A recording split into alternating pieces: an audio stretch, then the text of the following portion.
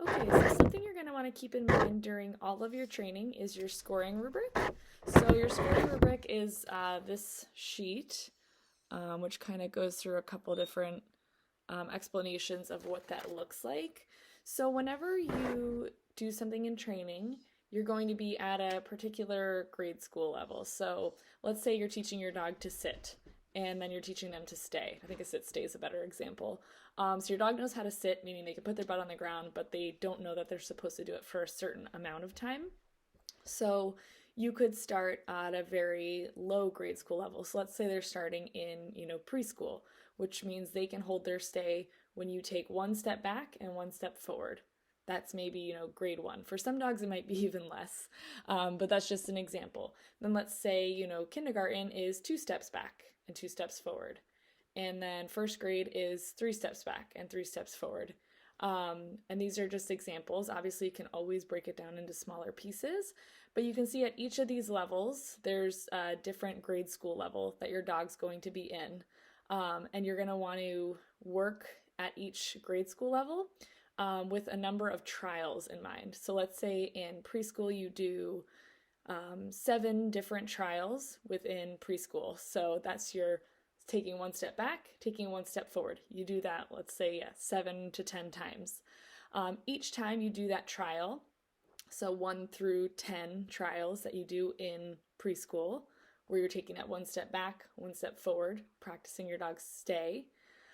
Let's say in the first time you do it, they sit there and they maybe lean forward a little bit. Now you're going to rate each of those trials on a scale from really 5 to 10, I would say. 10 being your dog could not do anything better, and that's where this sheet kind of goes into describing each thing. So 10 being that nothing that we could describe better that the dog could do at that grade school level. So like, perfect. The dog's just sitting there. They understand. They're perfectly still. If they leaned forward a little bit or thought about moving, I might rate that a little lower. I might say that they could have improved because they could have, not moved at all. So maybe we'd rate that as like an 8 or 9. 9 is a small variation or mistake that a dog could do to improve its performance in the trial. And 8 is a clear but not critical mistake in the trial. So maybe your dog takes a step forward. That would be an 8. They didn't move, but they moved their paw forward or something.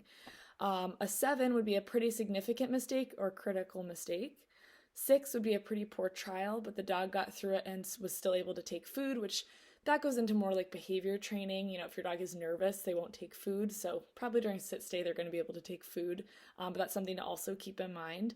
And a 5, they failed to complete the trial and they're unable to take food.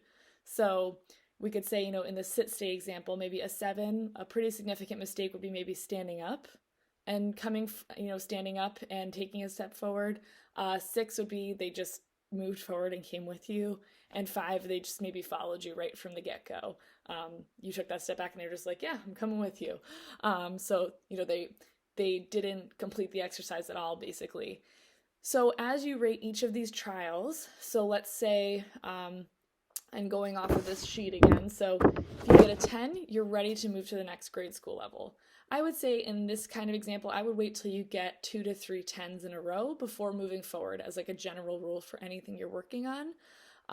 If you're scoring about a 9, you're going to go forward 1 step, up a grade school level, or repeat what you just did. So you could always repeat. It's never going to really hurt to repeat what you're doing.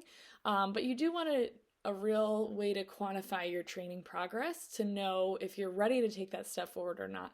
Because a lot of times in training, if you take that step forward too soon, you'll lose a lot more than you typically gain. Like I feel like a lot of training, you're gaining, $1, $1, $1, $1. But if you take that step too far forward too quickly, even though you've only taken 1 step forward, you're like 20 steps back, or you lost $20. So it's really important not to move forward quicker than you should, which is why you're going to want to keep track of these trials and understand how well your dog's doing at each level. So a score of 10, you're ready to move forward. And I would always, test it. Do they stay at a 10 2 to 3 times? A 9, you can also take a step forward. You can also repeat. A score of 8, you should probably keep repeating that trial until you're getting more scores of 9 or 10. 7, for sure, you're going to want to go backwards. So if you're stepping back a step and your dog is coming with you or standing up and moving with you and they're scoring a 7 in this example, you're going to actually want to make the trial much easier. So maybe you just stand there and give them a treat rather than even taking that step back. They might not be ready for that movement yet. 6, you're going to go back 2 steps.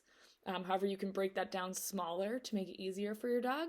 And if you're scoring a 5, you're going to want to go back, 3 steps from where you are.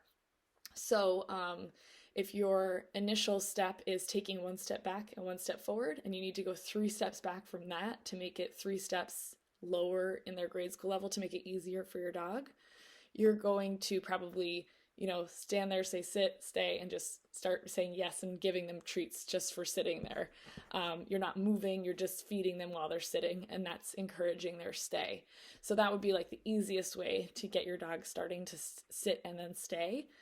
But this is something that applies to every stage of training. So if you're teaching your dog to feel better about you walking by them, when they see another dog, you're going to want to score each of those trials. So if you're practicing, naming and touching body parts, you go to touch your dog, are they scoring a 10 out of 10? Or are they scoring more like a 7, where you go to touch them and they're sort of like, no, don't do that. So if they're telling you that, or if they're just kind of like acting stiff and nervous, you're going to want to go back at least a step in that case. Because if you keep pushing them, it's sort of like a kid who didn't learn their alphabet in kindergarten, and now they're in 1st grade and they still don't know their alphabet, and now we're starting spelling. They miss spelling.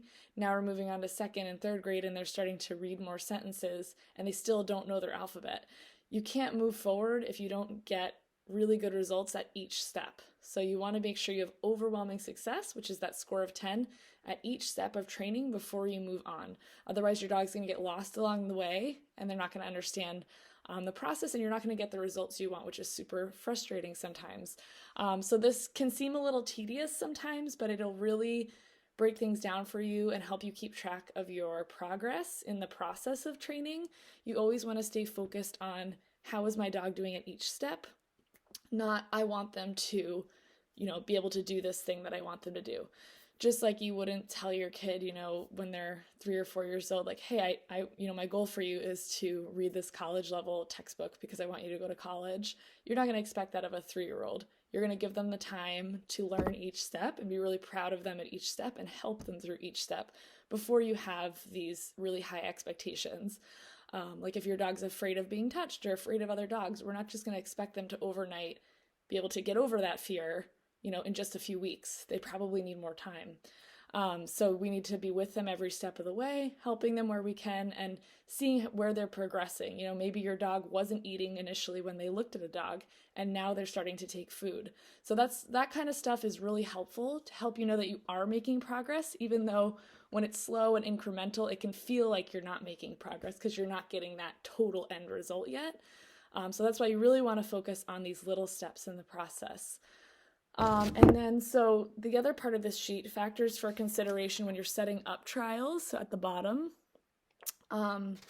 before you're doing a set of trials, so we use the example of a sit-stay, you're going to go through what is the challenge, what is the larger issue you hope to address. So the challenge is, can my dog stay when I tell them to?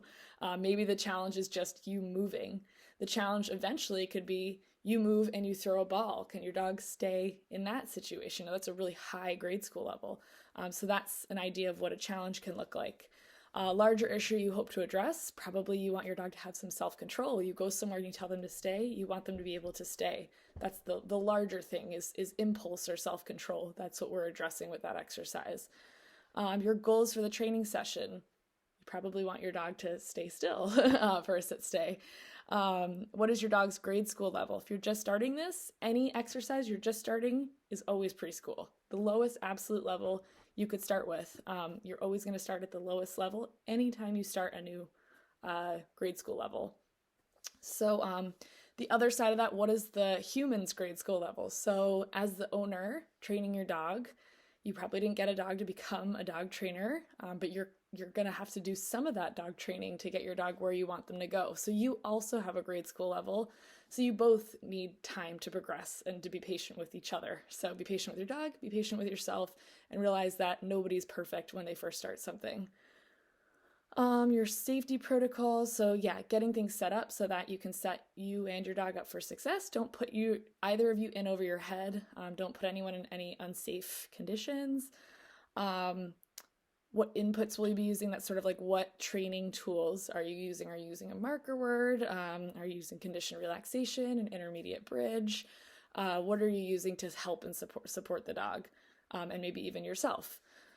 Progression, how would you use progression? So let's say every time this is saying louder sounds, people moving. So in the example of a sit stay, you're probably, when you're initially starting this, you're just doing movement. And then, like I said, you could progress up to farther movement, moving to the side. And then maybe you add in some other things, like a ball your dog wants to chase. Maybe you hold it or throw it in the air and see if your dog can stay. So that's, how am I progressing in each training session?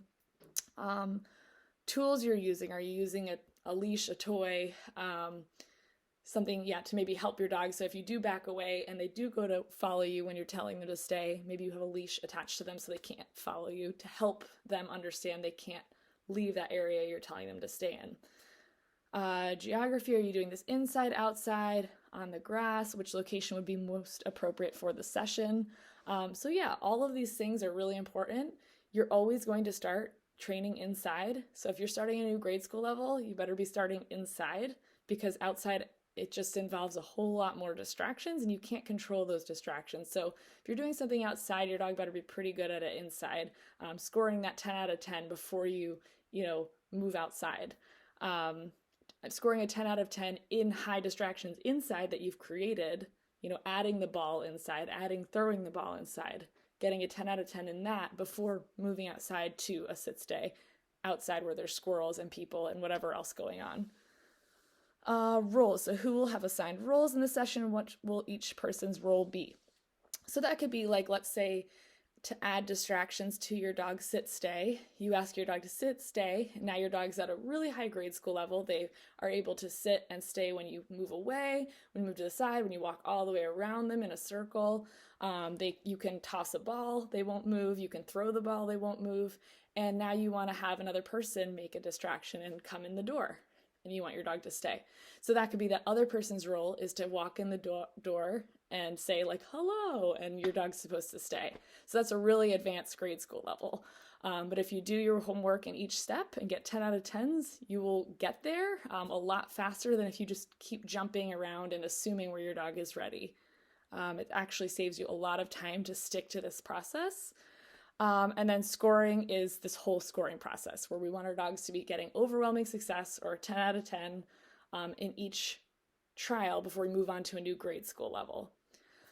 So let me know if you have any questions, and keep that in mind as a general idea for something that, a way to set this up for yourself. So this is a sheet I created for myself.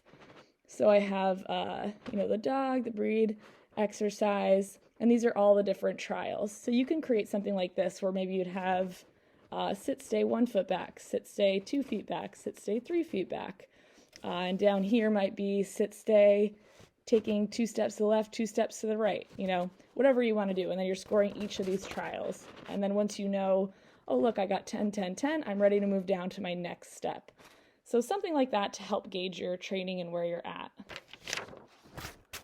Alrighty, well, let me know how it goes, and I'll see you soon.